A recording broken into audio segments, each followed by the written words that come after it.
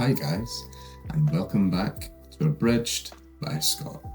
This is Tolkien Abridged, the Silmarillion Abridged. And as ever, I am the titular Scott, I am Rabu. Our mission statement: Tolkien, wonderful, hard to understand. What else is hard to understand but wonderful? The Scots. So here we go. We're going straight in to chapter 3 of the coming of the Elves and the captivity of Melkor. Oh, it's all happening in this one. Strap yourselves in, a lot is going to happen. So we're setting the scene, here we are. Coming off the back of the last chapter of Aule and Yavanna, setting the scene here. All is bliss in Valinor in the west. To the east of Middle-earth, it's lights out. It is Melkor time, all the time. Very, very occasionally, Arome will have like a little ride through. Yavanna will come and try and like help out some plants and stuff, but basically, it's Melkor time. You know, that's just how it is. Because up in the north of Middle-earth, Melkor is grinding. He is in autumnal. He is just pumping out evil things, monsters, just generally horrific shit. He's just chilling with his boys, the Balrogs. You know, he's just generally just having a swell time. His corruption is just leaking southward. He also decides to, engage in a new real estate project. Autumnal isn't enough. So he goes to the northwest of Middle-earth and he creates a great armoury called Angband.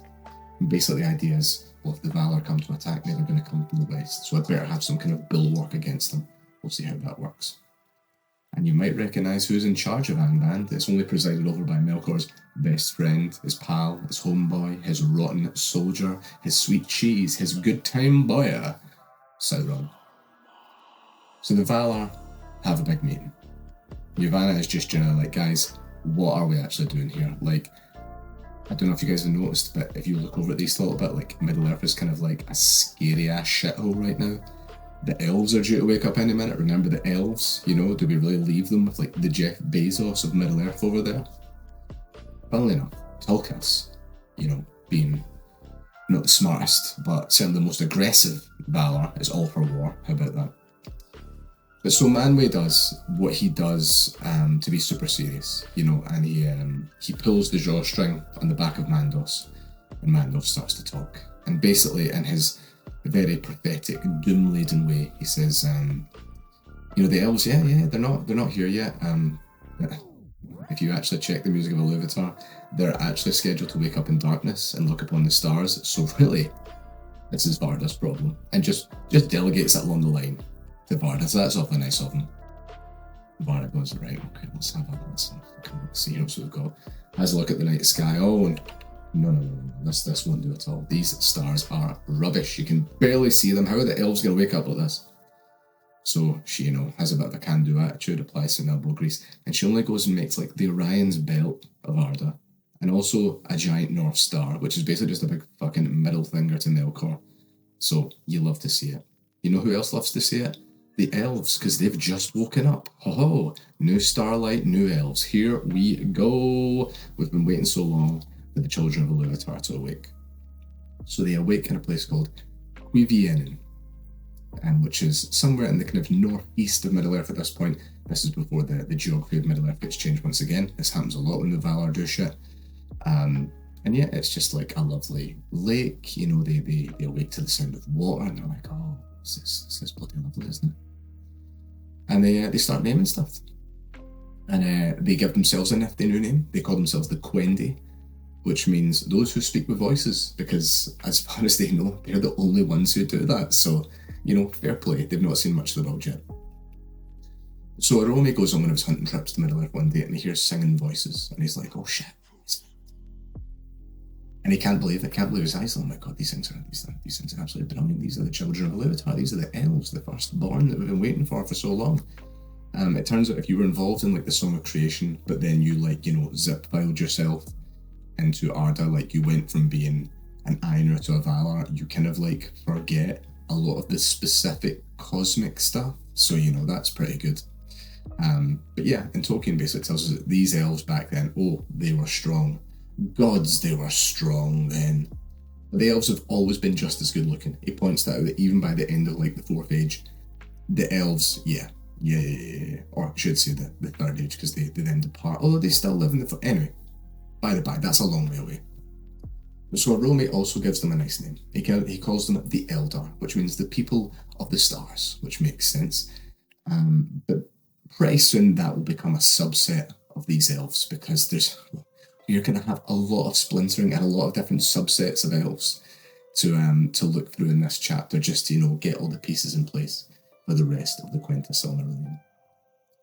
But yeah, so not all is good among the elves. Like, lots of them, like Arome, they're like, oh my god, he's upside down looking sauce. That's absolutely class, that is. But, there's been some mischief here. And I think you can agree that when there's been mischief, there's been Melkor. Turns out that Melkor's actually been aware of the elves for, a few years now. And essentially he's been, doing one of his little projects. Abduction. So basically, if any of the elves go off in like ones or twos and they stray too far from the kind of the main camp, he kidnaps them, so that's great. He's also been sending out some of his dark creatures disguised as like scary riders and stuff, basically as like a propaganda tactic. So when Arome will arrive, because Melkor fucking hates him and knows that he's gonna ride through here at some point, they'll think, oh god, it's one of those dark riders, better run away.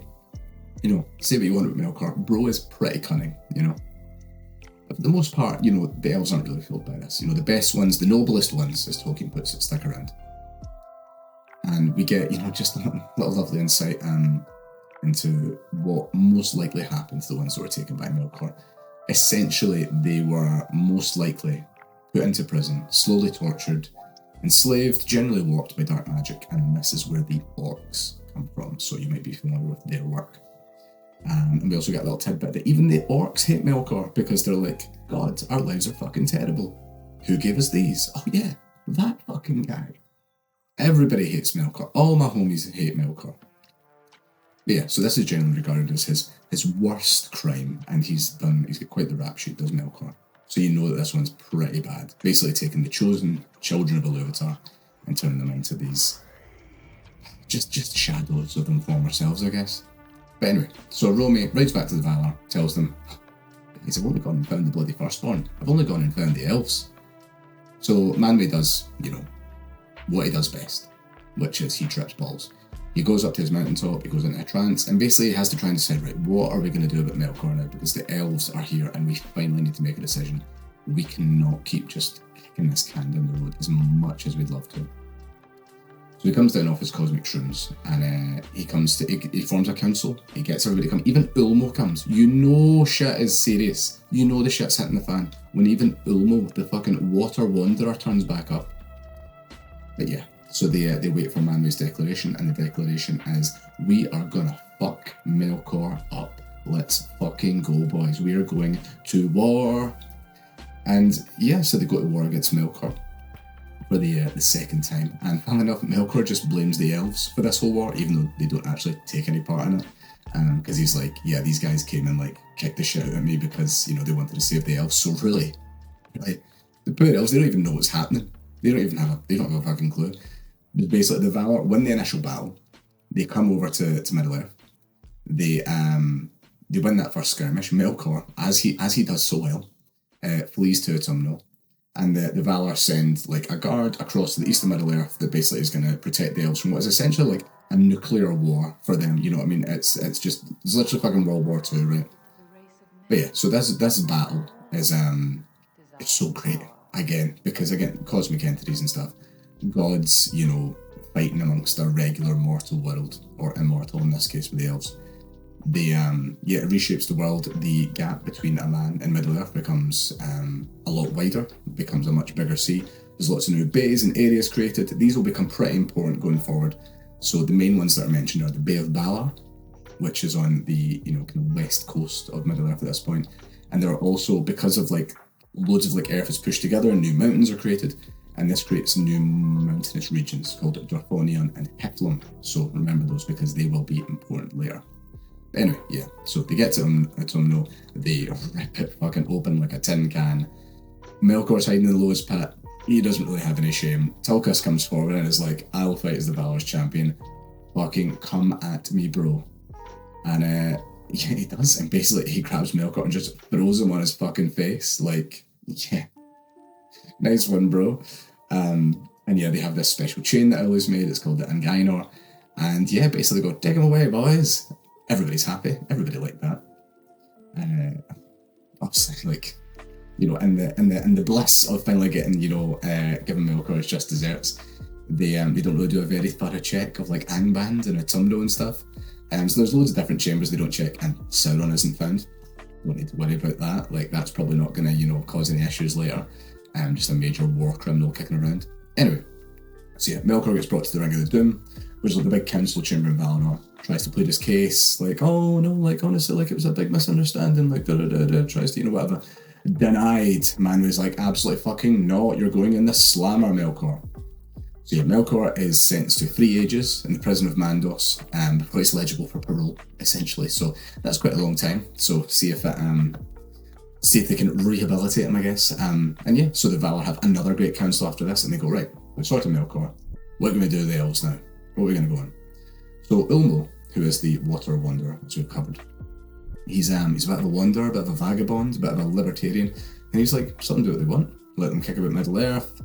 Just be free, just do whatever they want, just do Elvish things in general, just the children of Ilúvatar, let them do what they want.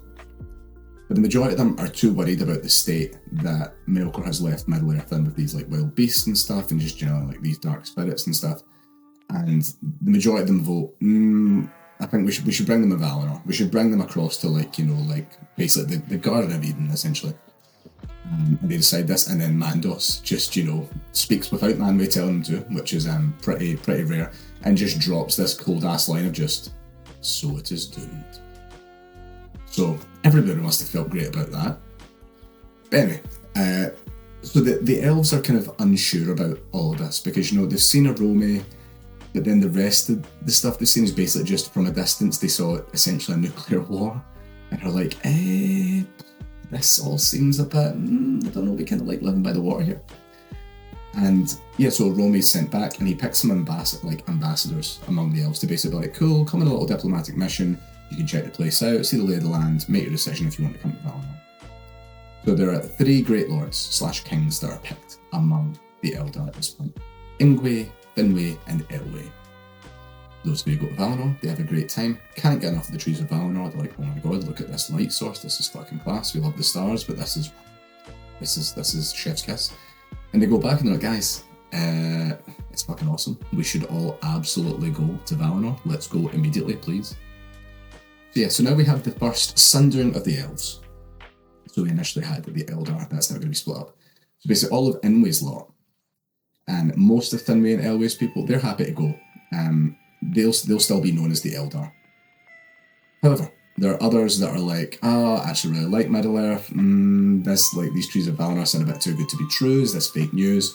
They decide to stay in Middle Earth. They're known as the Avari. They're the unwilling. It will be a long ass time before the Eldar and the Avari meet again.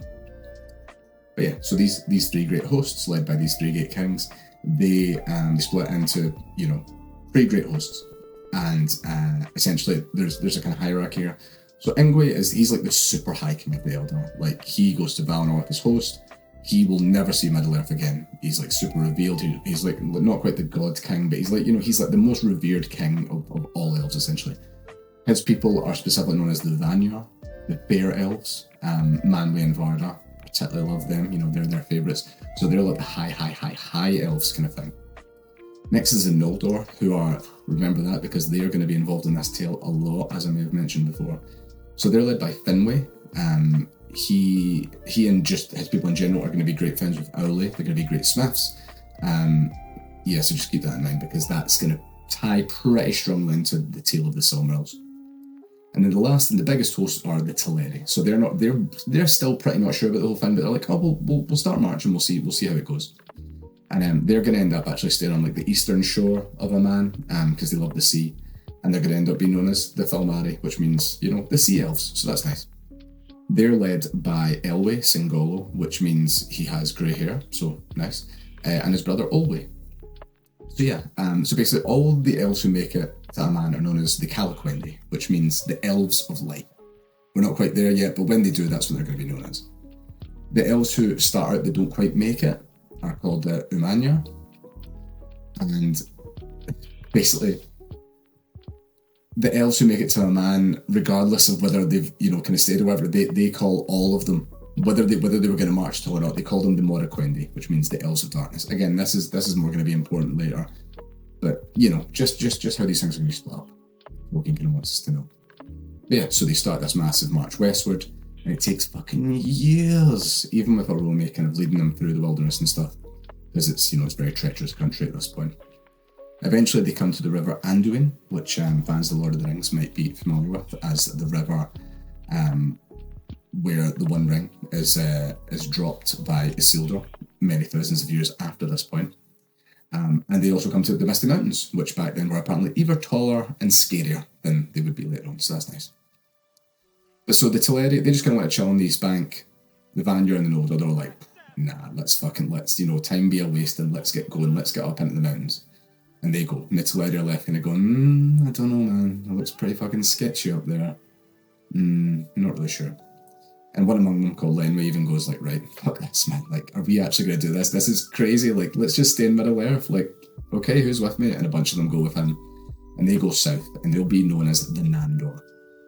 And eventually, Lenwë's son, Denethor, who's part of the Nandor, will then kind of restart the march west for them, and they'll go over, the mountains and stuff, and they'll end up in Beleriand, which is going to be a very important place. That's like the place that's the most westerly of Middle-earth at this point in history. So anyway, the Noldor and the Vanir, they make their way for the Misty Mountains. They go across Eriador, or Eriador. That's the place where like Rivendell and the Shire and stuff are gonna, again, just to give like general kind of bearings to people who know the Lord of the Rings but don't know the Silmarillion, or the kind of first stage of Middle-earth. So then they go across the Blue Mountains. So at this point, the area where like the Shire and stuff isn't the westernmost point. There's then another set of mountains called the Blue Mountains, and then there's an area called Beleriand. So basically they go across there and they go across there, and they end up at the very westernmost kind of shore of Middle-earth at this point. The Teleri, they get moving again, thanks to Elwë basically being like, I kind of want to go see my pal Finwë, actually kind of really miss him, and I kind of want to see the trees of Valinor again. They're kind of like crack, so can you please go and get me a hit of Tree of Valinor, please? They cross the Misty Mountains, they cross the Rhyador, and they get across the Blue Mountains, and they stop in the east of Beleriand by the River Gelion. And that is the state of play as it stands. We have the vast majority of the host waiting on the westernmost shore. We have the Teleri waiting in the east of Beleriand, and yeah, the guys there, the elves, they're gonna continue their big march westward in the next chapter. We covered a lot here. There was Melkor's been chained up. There's been another world war. The elves have woken up. They've migrated. They've split up. It's all happening. Next time we're gonna cover Thingol and Melian. So they're going to be two incredibly important characters that relate to the fate of the Silmarils, the Thirst Age, just incredibly intrinsically kind of intertwined with this story. So I can't wait to cover that part.